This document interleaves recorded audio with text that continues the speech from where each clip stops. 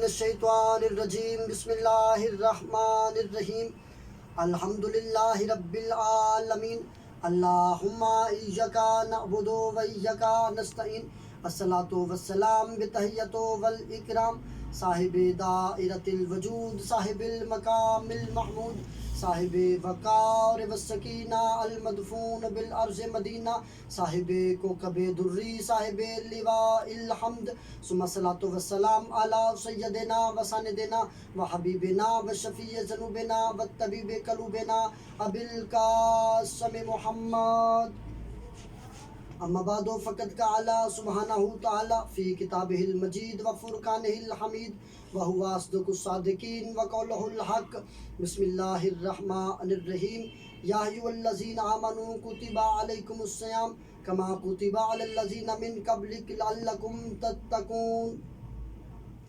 تمام ناظرین، میں نے آپ کے سامنے سورہ بقرہ سے جس آیت مجیدہ کی تلاوت کرنے کا شرف حاصل کیا ہے، ارشاد ربوبیت ہو رہا ہے، اے ایمان والو تم پر روزے فرض کیے گئے ہیں جیسا کہ تم سے پہلی امتوں پر فرض تھے تاکہ تم متقی اور پرہیزگار بن جاؤ۔ اصل میں روزے کا مقصد سارا دن بھوکا رہنا نہیں ہے، روزے کا مقصد ہے کہ اللہ پاک کی حلال کردہ چیزیں اور خداوند عالم کی جو حرام کردہ چیزیں ہیں نا، بالخصوص خداوند عالم کی جو حرام کردہ چیزیں ہیں ان چیزوں سے دور رہنا ہے۔ اور جیسا کہ آپ دیکھتے ہیں کہ جس بندے نے روزہ بھی رکھا ہے اور اس کے سامنے ساری اللہ پاک کی دی ہوئی نعمتیں موجود ہیں، لیکن وہ ساری نعمتیں ہونے کے باوجود کسی ایک نعمت کو استعمال نہیں کر سکتا، مطلب کھانا نہیں کھا سکتا، فروٹ نہیں کھا سکتا، پانی نہیں پی سکتا، کیونکہ اللہ تعالیٰ کے بتائے ہوئے حکم پہ ہم نے روزہ رکھا ہوا ہے۔ تو اسی طرح بھوکا رہنا روزہ نہیں ہے، مقصد یہ کہ آپ سارے دن بھوکا رہیں گے، آپ کے سامنے جو نعمات پڑی ہیں نا، آپ اس کو دیکھ کر کہیں گے کہ میرے پاس اتنی ساری نعمات موجود ہیں تو میں اللہ کے حکم پہ کھا نہیں رہا، تو ان لوگوں کا کیا حال ہوگا جن کے پاس کھانے کے لیے کچھ نہیں ہے۔ لہذا اللہ پاک نے آپ کو روزے کی شکل میں یہ پیغام دیا ہے کہ جو تمہارے ارد گرد بھوکے ہیں، جن کے ہاں کھانے کے لیے کچھ نہیں ہے، ان کا بھی احساس آپ کے اندر اجاگر ہو سکے۔ اور روزے کی فضیلت سے بڑی کیا ہوگی کہ خداوند ارشاد ربوبیت ہے، اللہ فرمایا روزہ میرے لیے ہے اور میں ہی اس کی جزا دوں گا۔ پھر ایک مقام پہ فرمایا کہ جیسے رمضان مبارک کا چاند طلوع ہوتا ہے، اللہ تعالیٰ رمضان مبارک کے مہینے میں جنت الفردوس کے سارے دروازے کھول دیے جاتے ہیں اور جہنم کے سارے دروازے بند کر دیے جاتے ہیں۔ اور جو شخص ماہ رمضان مبارک میں اللہ پاک کی بارگاہ میں چلا جاتا ہے، جو اس دنیا فانی سے رخصت ہو جاتا ہے، وہ یقیناً جنت الفردوس میں اللہ پاک کی بارگاہ میں پہنچ جاتا ہے۔ اس رمضان مبارک میں اس سے بڑی خوش قسمتی کیا ہوگی کہ اللہ پاک نے ایک دفعہ پھر گنہگار انسان کو اپنی بارگاہ میں بلایا ہے۔ اللہ کہہ رہا مانگ مجھ سے، کیا مانگنا ہے میں تجھے دینے کے لیے تیار ہوں۔ اللہ کہہ رہا مجھ سے مغفرت مانگ، میں تیری مغفرت کرتا ہوں، مجھ سے بخشش مانگ، میں تیری بخشش کرتا ہوں، مجھ سے جو مانگنا ہے خدا کہتا ہے مجھ سے مانگ۔ اور حدیث میں یہ کہ بدبخت ہے وہ شخص جس نے ماہ رمضان مبارک بھی پایا اور اللہ سے اپنے گناہ بھی نہ بخشوائے، اللہ سے اپنی مغفرت بھی نہ کروائی، کیونکہ یہ ماہ رمضان مبارک رحمتوں والا مہینہ ہے، برکتوں والا مہینہ ہے،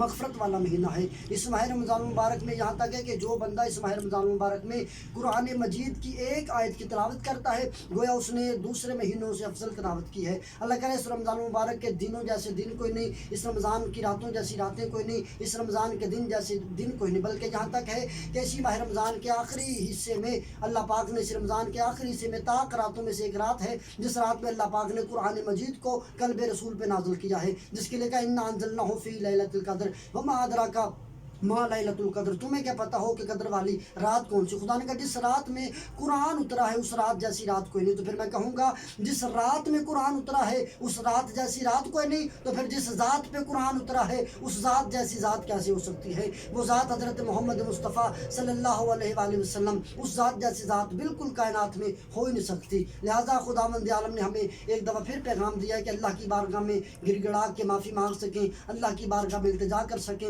اللہ کی بارگاہ میں معافی مانگ سکیں، اللہ سے رحم کی اپیل کر سکیں۔ دوسرے نمبر پہ یہ جو اس وقت چلے ایک واقعہ میں آپ کے نظر کرتا ہوں بھائی جان، حضرت موسیٰ نبی ہے اللہ کے علیہ الصلوۃ والسلام، حضرت موسیٰ اپنے آدمیوں کے اپنے صحابیوں کے درمیان بیٹھے ہوئے تھے، حضرت موسیٰ نے دیکھا کہ سامنے سے ایک بندہ گزر رہا تھا۔ حضرت موسیٰ نے اس گزرتے بندے کو دیکھا، ساتھ میں بیٹھے صحابیوں سے کہا یہ جو گزرا ہے نا ابھی اس نے کل کو مغرب کے وقت مر جانا ہے۔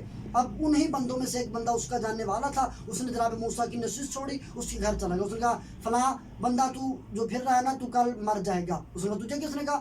اس نے کہا مجھے اللہ کے نبی نے بتایا ہے. کس نبی نے بتایا؟ حضرت موسیٰ نے بتایا ہے کہ تو نے کل مر جانا ہے. اس نے کہا اچھا، اللہ کا نبی تو جھوٹ بول ہی نہیں سکتا، اللہ کا نبی سچ بولتا ہے. اچھا میں نے مر جانا ہے. اس بندے نے کیا کیا کہ اس نے اپنی اولاد کو سبھی کو اکٹھا کیا. اس نے کہا مجھے بتاؤ میرے گھر میں اناج کتنا پڑا. انہوں نے کہا جی ہمارے گھر میں اتنا اناج پڑا ہوا. اس نے کہا جتنا بھی میرے گھر میں اناج پڑا ہوا نا فوراً سارا کا سارا ابھی دیگوں میں تیار کراؤ، کھانا بناؤ.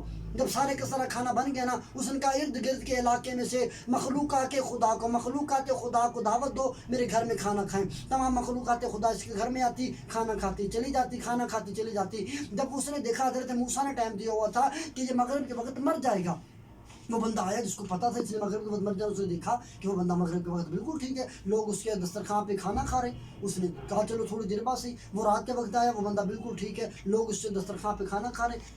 رات کا آخری صبح آیا، پھر دیکھا بالکل ٹھیک ہے، لوگ اس کے دسترخوان پہ کھانا کھا رہے ہیں، لوگ اس کے دسترخوان پہ کھانا کھا رہے ہیں. بندہ پریشان ہے. صبح اذان فجر بھی اس نے دیکھا لوگ اس کے دروازے پہ اس کے گھر پہ کھانا کھا رہے ہیں. بندہ پر اگلا دن طلوع ہو گیا، لوگ اس کے دروازے پہ دسترخوان پہ کھانا کھا رہے تھے. وہ بندہ بالکل مطمئن ہو کے اپنے گھر بیٹھا تھا. بندہ چلتا چلتا حضرت موسیٰ کے پاس، اللہ کے نبی آپ نے کہا تھا یہ بندہ کل مغرب کے ٹائم مر جائے گا، مرا نہیں ہے، اب کیا کریں؟ حضرت موسیٰ نے کہا میرا مالک، میں نے تیرے دیے ہوئے علم سے کہا تھا کہ اس نے مر جانا ہے. میرا اللہ بتا، لوگ مجھ سے تانے دینے آئے ہیں، میں نے تیرے علم سے کہا تھا اس نے مر جانا، اب یہ مرا کیوں نہیں؟ یہ آواز توحید ہے. موسیٰ مجھے اس کا کاروبار پسند آ گیا ہے، موسیٰ مجھے اس کا رویہ پسند آ گیا.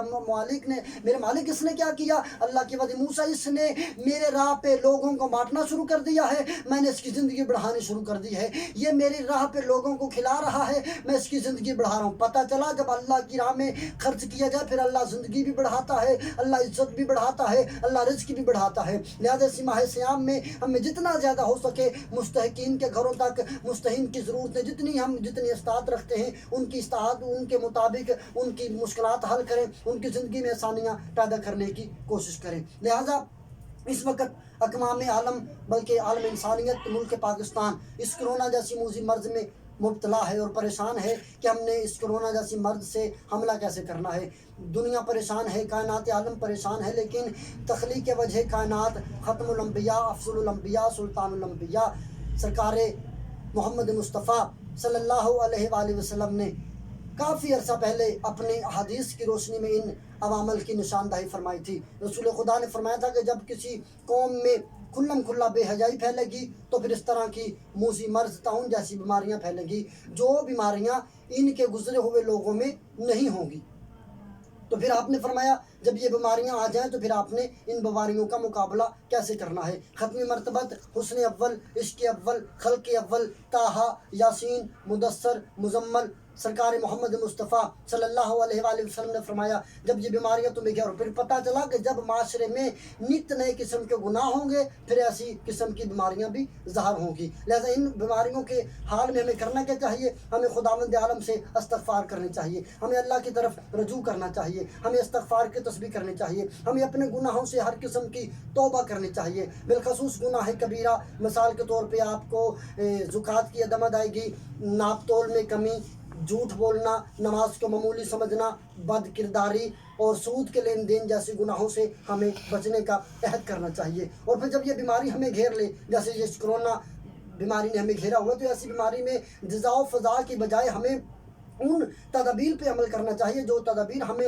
رسول اور اہل بیت رسول نے تعلیم فرمائی ہیں. اور جیسا کہ حدیث رسول بھی ہے، عامہ طاہرین علیہ السلام کا فرمان ذیشان ہے کہ جب تمہیں ایسی بیماری سفید موت کی بیماری گھیر لے جسے موذی مرض کہا گیا تو پھر تم فوراً رجوع اللہ، اللہ کی طرف رجوع کرو. اللہ یقیناً بخشنے والا ہے، اللہ یقیناً رحم فرمانے والا ہے، اللہ یقیناً تمہیں صحت دینے والا ہے، اللہ یقیناً تمہیں زندگی بخشنے والا ہے. پھر ہمیں اللہ کی طرف رجوع کرنا چاہیے، پھر ہمیں خدا سے استغفار کرنی چاہیے، پھر ہمیں اللہ سے توبہ کرنی چاہیے. میرا مالک بے شک تو رحیم بھی ہے، تو کریم بھی ہے. میرا مالک تو رحم فرمانے والا ہے، میرا مالک تو درگزر کرنے والا ہے. یہاں تک حدیث میں وارد ہوا ہے کہ جب تمہیں ایسی بیماری گھیر لینا تو تم نے بیماری سے لیے پریشان نہیں ہونا. حضرت علی علیہ السلام فرماتے ہیں کہ ہر زندہ کے لیے بیماری ہے اور ہر بیماری کے لیے علاج موجود ہے.